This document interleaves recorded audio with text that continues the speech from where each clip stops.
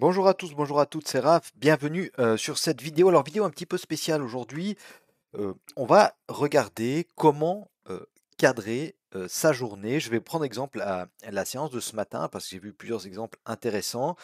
Et puis voilà, je vais vous expliquer comment prendre en compte le contexte général et puis zoomer, hein, toujours comme ces poupées russes qui s'emboîtent, zoomer d'une grande unité. On va partir du 4 heures puisqu'on analyse le 4 heures tous les week-ends. Donc, on va partir du 4 heures, on va descendre gentiment, 1 heure 15 minutes. Et puis, on arrivera ensuite sur les plus petites UT avec l'open. Alors, on va faire d'abord le pré-market, hein, le pré-open à 8 heures, voir ce qui s'est passé, comment on aurait pu analyser ça pour finalement à 9 heures prendre un trade safe avec des objectifs clairs et nets. Voilà. Alors, on commence tout de suite. Alors, je vais déjà enlever le VWAP. Hop, on va cacher ça. Comme ça va être un peu plus clair. Donc là, on est sur le 4 heures, hein, vous le voyez, c'est noté ici. Donc, on est dans une tendance baissière. Ok, alors si on va regarder sur les plus grandes UT, on est aussi évidemment dans une tendance baissière. Vous savez que maintenant, depuis plusieurs semaines, on a des rebonds, hein, comme on avait eu au mois de juillet, on a des gros rebonds même, mais malgré tout, ça permet uniquement et simplement de mieux vendre. Donc on avait dit le week-end dernier, on va faire attention sur le DAX, d'accord, parce on était par là, on va faire attention sur le DAX à la zone des R1M, alors entre les zones 2 et les zones 1, alors ça s'est retourné en T2 zones, hein, clairement on n'avait pas, nous, inscrit cette zone-là, mais on avait parlé de, entre la zone 1 et la zone 2, on fera attention à quoi? Si vous avez été attentif le week-end dernier, on était, nous, attentifs à cette zone ici, entre les 61,8, donc ma golden zone du Fibo, toujours la même, entre les 61,8 et les 79. Ensuite, vous regardez les chiffres ronds, d'accord, c'est les 600 ouais, un peu, non, un peu en dessous, alors c'est même les 500 qui ont réagi, 500, 550, hein. Et puis on avait ici une zone de polarité. Alors bien sûr, après, bah, c'est toujours facile à dire, hein, mais c'est aussi super important de faire ce travail, d'accord. Même si c'est très difficile évidemment de rentrer dans cette mèche, hein, et puis après de rentrer au fond de cette bougie ici, bah, ça nous fait un stop énorme et c'est quasiment impossible, d'accord? Mais n'empêche que on sait maintenant où ça s'est retourné. On attendait un retournement ici. Alors on a eu la news, hein, d'accord? On a eu la news du CPI, mais voilà, ça se retourne pas n'importe où, malgré le fondamental qui aide évidemment les marchés, enfin qui a une influence évidemment sur les marchés, mais on sait maintenant pourquoi et comment ça s'est retourné. Ensuite, ben voilà, on a eu une semaine baissière, alors on peut tenter des rebonds, hein, on peut tenter un rebond ici sur cette imbalance, mais il faut se mettre toujours des TP raisonnables. Ok, on va pas tenter cette imbalance ici avec un stop de 15, 20, 30 points pour aller rechercher le sommet ici. Mais non, on est en tendance baissière. On est en tendance baissière. Donc si vous tentez un rebond, vous êtes à contre-tendance, vous avez un petit stop très bien, vous visez un ratio de 2, c'est très bien. C'est très, très bien, d'accord? Et vous avez, beaucoup plus de chances d'atteindre votre TP. Ou alors vous visez un ratio de 2, vous sortez, 80-90 du trade et puis le reste, bah, vous êtes d'accord de vous prendre un BE aussi, au cas où, je sais pas, il y a une super nouvelle et puis ça remonte jusque-là, mais il y a quand même peu de chances, d'accord? Il faut toujours le trading, c'est toujours un truc de probabilité et la probabilité, quand on est en tendance baissière, OK, même si on a des rebonds, OK, bah, on est en tendance baissière, la probabilité, c'est de reprendre la tendance. OK, donc 4 heures, on sait qu'on est en tendance baissière. Très bien.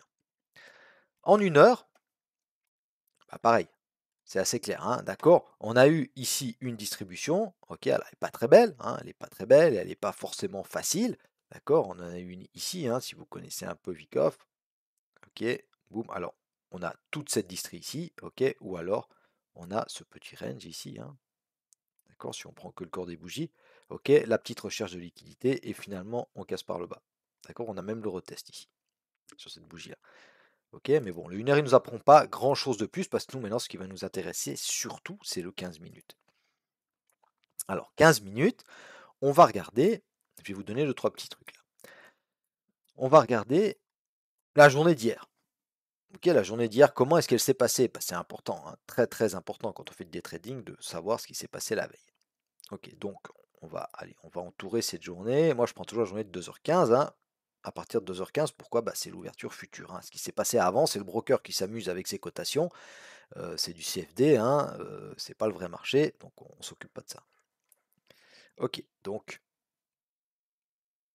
jeudi, hop, hop, hop, jusqu'à 22 heures, voilà, 15, ça va très bien.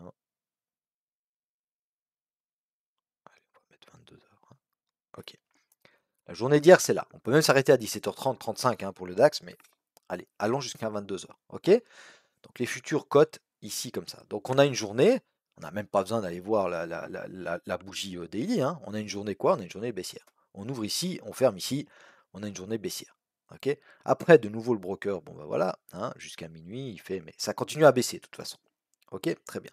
Donc on termine la journée au plus bas de la journée. Ok, à peu de choses près. Si on s'imagine le market profile, d'accord, les impressions de lettres, hop, ça monte un petit coup, ça redescend, ça redescend, ça redescend, et nous, on close la journée quasiment au plus bas, dans une tendance baissière, etc. Donc pour aujourd'hui, on se dit quand même, ah, ça risque, si on continue, si la tendance se poursuit, évidemment que ça peut remonter, mais si la tendance se poursuit, on a quand même plus de proba de choper des bons trades avec des bons ratios et avec des objectifs corrects en tendance baissière. D'accord. Donc premier élément, vous regardez la veille, où est-ce que la clause s'est faite. D'accord, très bien. On efface ça. Maintenant, on est au courant, on a en tête que hier, on a fermé quasiment au plus bas de la journée. Ensuite, on reprend. Où est-ce qu'on a ouvert pendant la nuit? Alors, pendant la nuit, on a ouvert à 2h15, on a ouvert sur cette bougie-là. Ok, donc on prend le plus haut pour notre IB, d'accord? Le plus haut de la première heure. Très bien, c'est là. Le plus bas de la première heure, on compte 4 bougies. 1, 2, 3, 4. Ok, le plus bas de la première heure, il est là. Ok, donc IB haute ici, IB basse ici. D'accord? On se balade pendant l'IB, pendant la nuit. De toute façon, la nuit, on ne traite pas, on dort. On va regarder ensuite ce qui se passe. Donc, on a l'IB, boum, boum, boum, boum, hop, on arrive à 8 heures. D'accord? Le prochain horaire important, premier horaire important, 2h15. Ensuite, c'est 8 heures. Parce qu'à 8 heures, il se passe quelque chose à 8 heures. À 8 heures, il y a le pré-market qui s'ouvre. On tente de réintégrer l'IB, l'IB basse, qu'on avait cassé, d'accord? Et boum, 8h15, cette bougie-là, elle se ferme à 8h15, elle rejette fortement quand même l'IB basse. Allons voir plus bas en 2 minutes ce qui s'est passé. Donc à 8 heures, d'accord, comme on a dit, hop, on monte, on rejette, et puis on est en dessous. Ensuite, entre 8 heures et 9 heures, dangereux de prendre des trades, même si quand on voit ce gros rejet, on peut très bien, d'accord, sur le 15 minutes, on peut tenter le coup,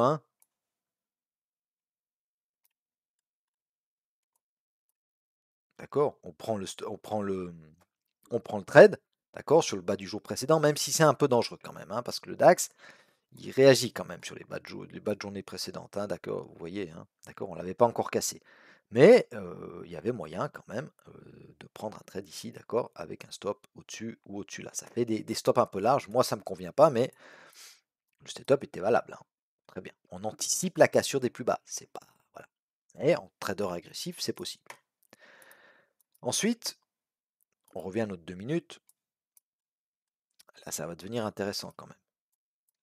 Donc on fait quoi? On attend 9 heures, d'accord? Parce qu'on trade la session cash, d'accord? Moi, en tout cas, c'est ce que je conseille de faire. Et on fait quoi? On note l'open. Donc l'open, c'est sur cette bougie ici. D'accord? Bougie d'hésitation à l'open, d'accord? On vient chercher les stops un peu à gauche à droite. On a besoin de liquidité pour partir dans le bon sens. Ok. Donc première bougie, 2 minutes.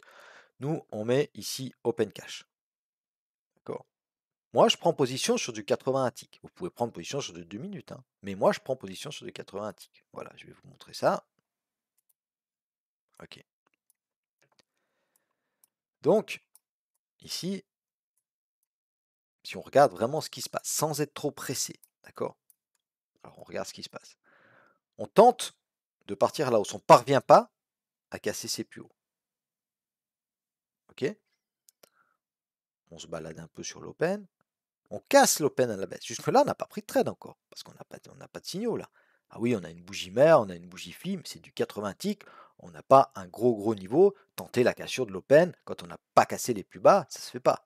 Ok, alors on ne prend pas de trade. Donc on casse l'open. Très bien, on casse pas les plus bas. Ça, c'est un peu embêtant. C'est un peu embêtant, mais on est dans une tendance baissière. Dans une tendance fortement baissière. Et hier, on se rappelle qu'hier, on a terminé la journée quasiment au plus bas du profil d'hier. Que là, on a non seulement cassé l'open, mais on a cassé le bas du jour précédent. ok, qu'on n'avait pas encore cassé en pré-market. D'accord?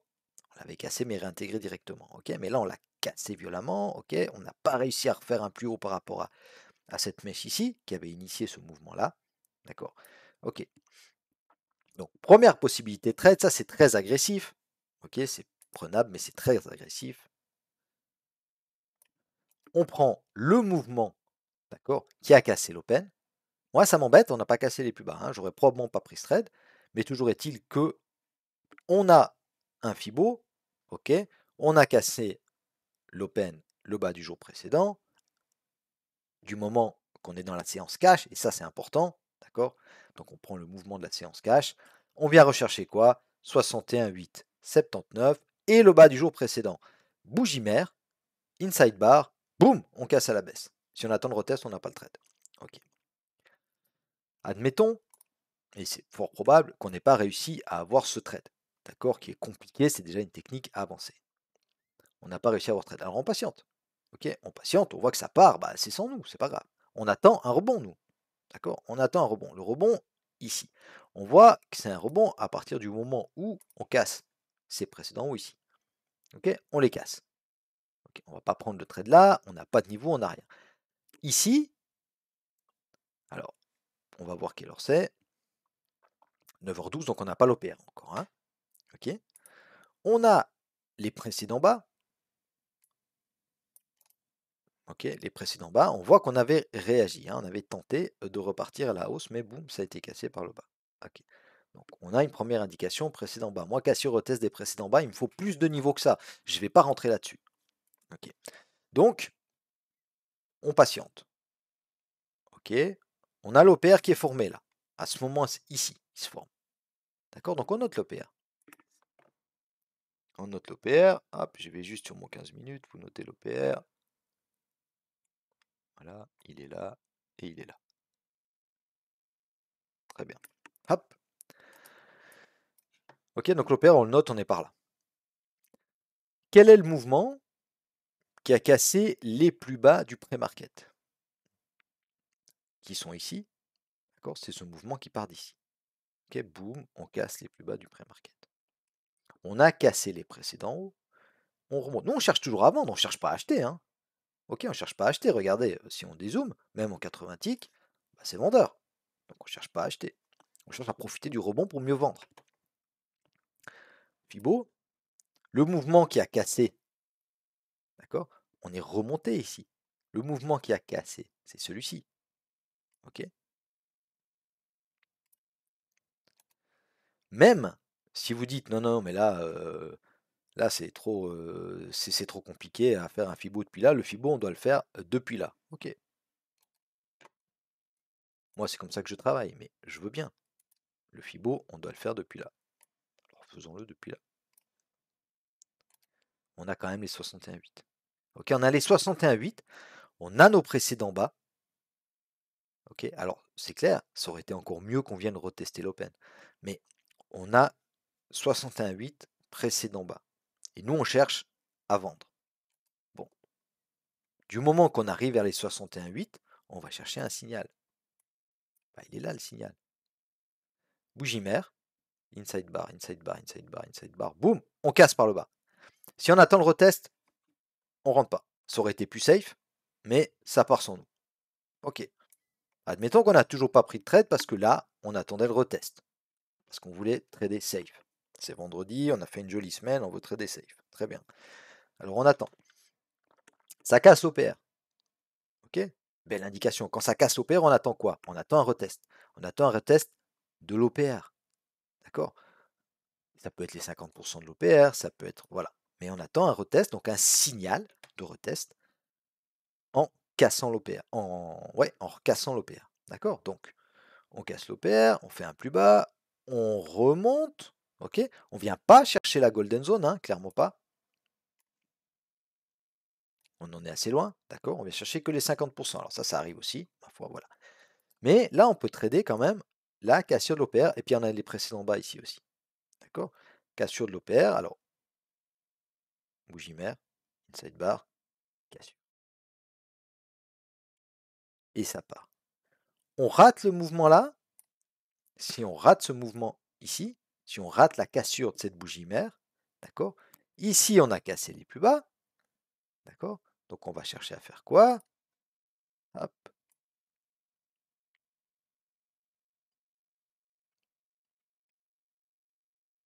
tac, d'accord? On vient juste pas le chercher, mais vous voyez, hein?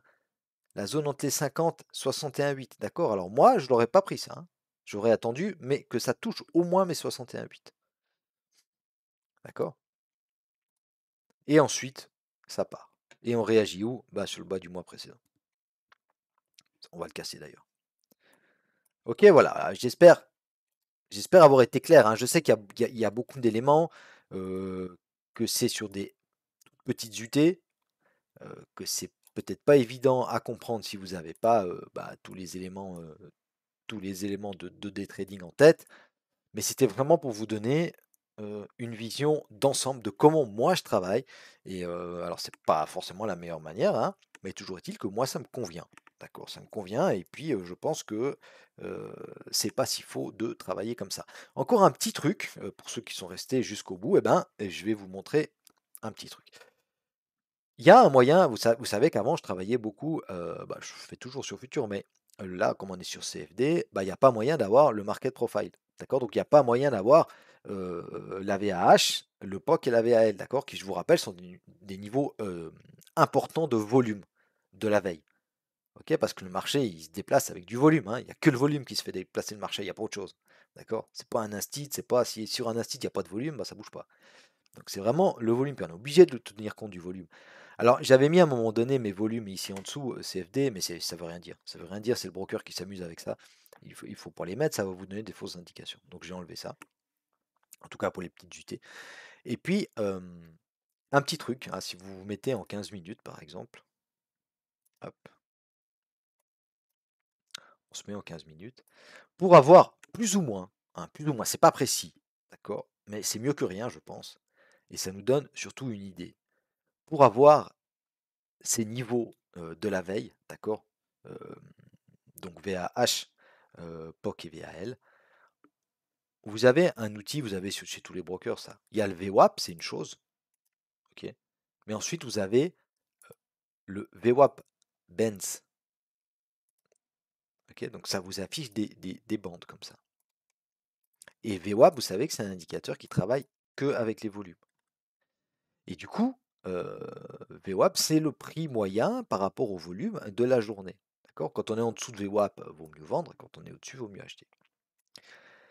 Et vous avez VWAP, SD plus 1, d'accord? Donc c'est la résistance haute de VWAP, et SD moins 1, d'accord? Donc si on est sur VWAP, ça va faire support, si on est sur VWAP, ça va faire résistance. Eh bien, ces deux niveaux-là, et VWAP, ça peut nous donner, ok, la VAH, donc Value Area High, de la veille, hein, pour ça que j'ai noté moins 1 d'hier, le POC, le Point of Control, et la VAL. Alors, c'est pas précis, pourquoi? Eh bien, parce que VWAP, il tient compte des horaires avant 2h15 et des horaires après 22h. Alors que ces cotations, en gros, n'existent pas. C'est des cotations que votre broker invente. Ok? Donc, c'est pas très très précis. Mais en l'occurrence, aujourd'hui, ça aurait appuyé notre décision. Il faut prendre avec des pincettes et de l'expérience, mais ça aurait appuyé notre décision dans le sens où, vous avez vu qu'on a ouvert sur le bas du jour précédent. Donc on n'était pas théoriquement en fort déséquilibre parce qu'on n'était pas en dehors de la value area de la veille. D'accord? De la value area du range de la veille en fait. D'accord? Mais on était en déséquilibre par rapport à ces trois niveaux. D'accord? Parce qu'on ouvrait en dessous de la VAL. Voilà, un petit truc à prendre avec des pincettes, faites attention, hein, c'est pas du 100%, mais ça peut peut-être vous aider. Voilà mes amis, bah, je vous remercie de m'avoir regardé, je vous souhaite un excellent week-end, on se retrouve demain, hein, pour ceux qui le veulent, on va faire ces vidéos demain ou dimanche, je suis assez pris ce week-end, on va voir, mais vous aurez vos vidéos, ne vous inquiétez pas, enfin votre vidéo. Et puis voilà, bon week-end à tous, merci de m'avoir regardé, salut, bye bye.